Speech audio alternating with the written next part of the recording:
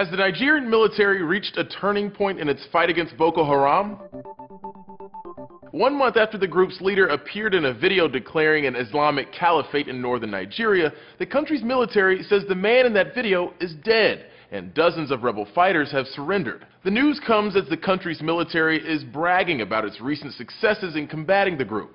It says around 260 militants have laid down their arms after being defeated in combat. That's not many, considering Boko Haram is thought to have several thousand members, but it's certainly a victory, given that up until now, the group has seemed more or less impervious to the military's attacks. The group controls a large section of the country's northeast, and routinely carries out bombing attacks and other acts of terrorism.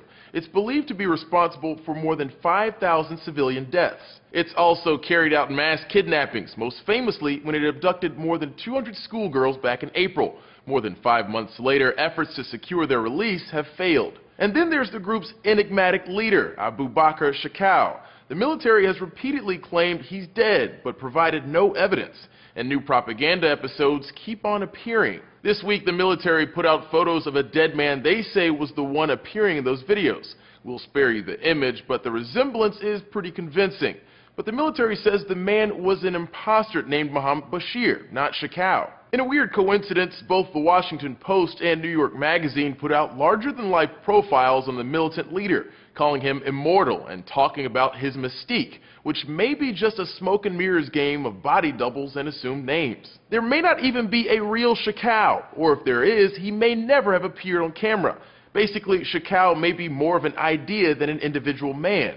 But the country's military is now taking steps to attack that idea directly. A spokesperson said, since the name Shekau has become a brand name for the terrorist leader, the Nigerian military remains resolute to serve justice to anyone who assumes that designation or title.